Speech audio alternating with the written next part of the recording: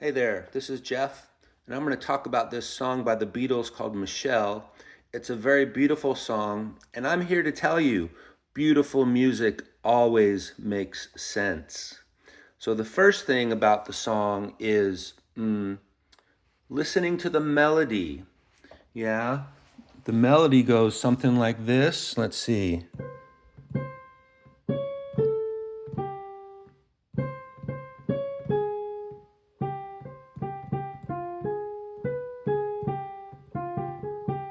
Yeah, so that melody is very, very clearly in the key of A flat. There is one extra note which happens in a diminished movement, and we'll talk about that.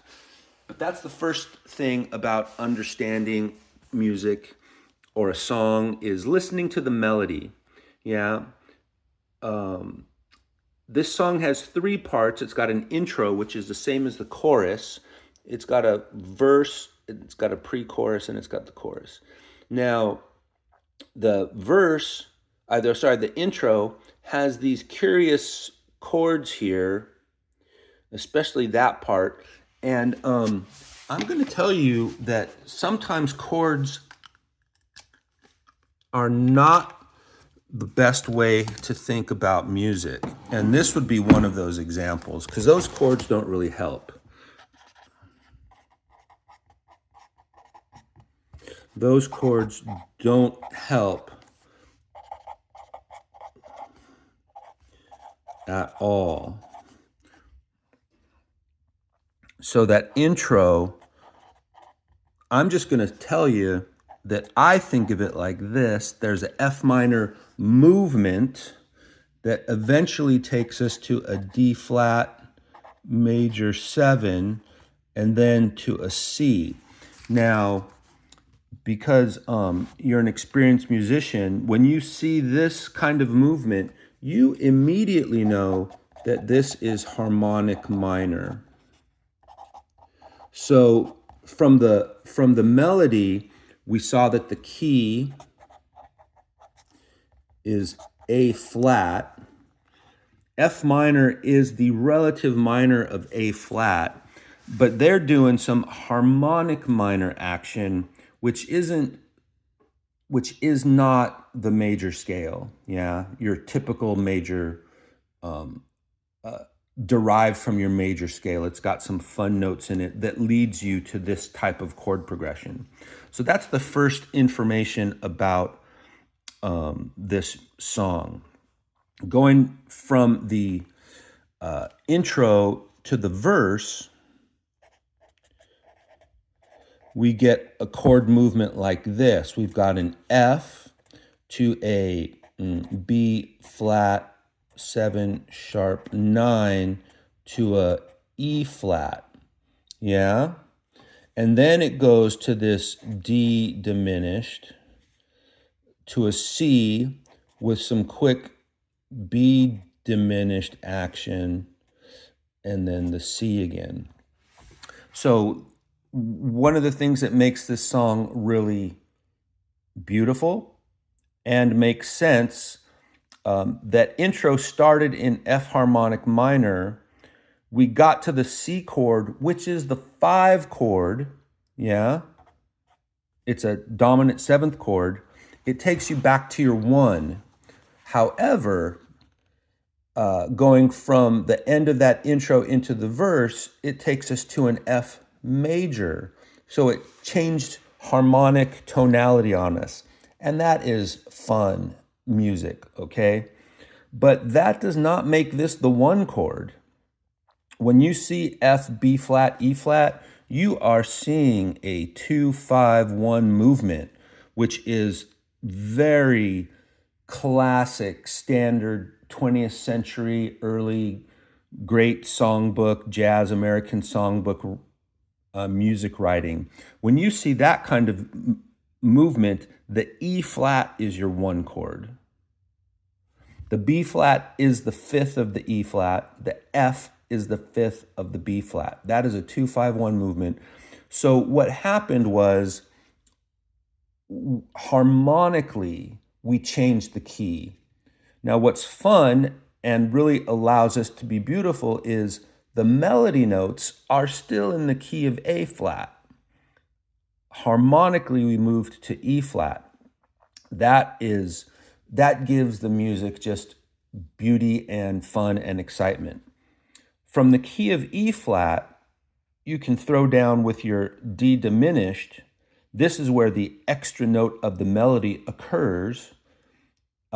It outlines this D diminished scale. When you go from your one chord to some diminished chord, the diminished allows you to modulate, because the diminish has that very special quality. And they use the D diminished to modulate to the C. So that's the second half of the verse here, through the diminished chords, allow us to modulate key. And you might want to say it modulates to C, the key of C, but this C, if you recall, is the seventh chord of your F minor. We saw that in the intro. It also can take you to the F chord of the verse.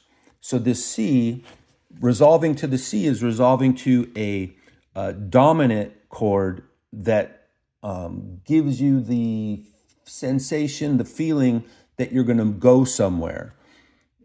The first time they play the verse through this progression, they take you for a second verse, so it takes you back to the F. The second time they play the verse, this C7 takes you to the pre-chorus. I'm going to write coro because that's what I like to write. The pre-choro goes here like that. Something like that. I believe that's a 7 chord.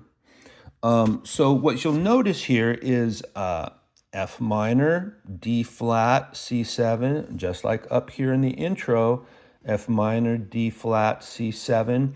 So we're in harmonic minor territory again here. Harmonic minor. Yeah. And this A flat 7, this is a really nice kind of chord movement here. Again, the chords are serving as a harmony. The F minor is the relative minor of the A flat, but the A flat, being a seventh chord, is the 5 chord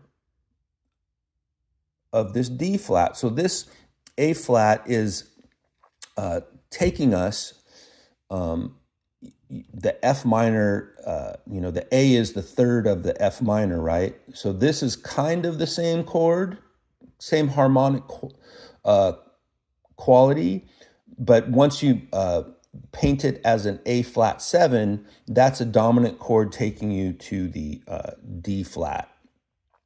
So the pre-chorus is a very nice harmonic minor movement. Again, it takes you to this, ends with the C7, which then leads you where?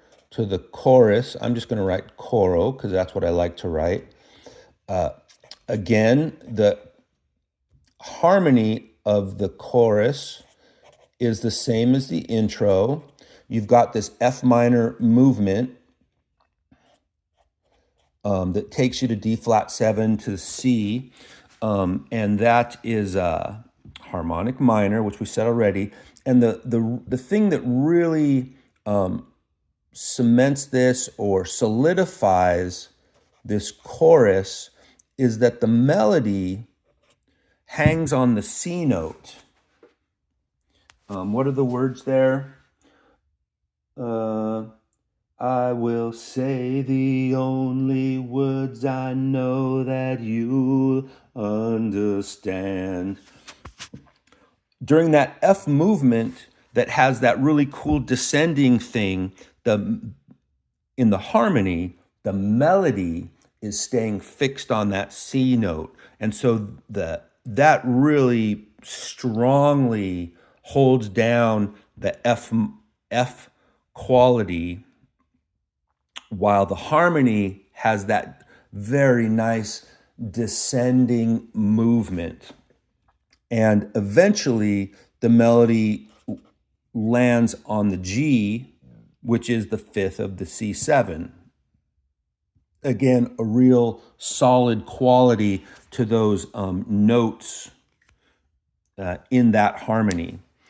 That's what I suggest is going on in this song.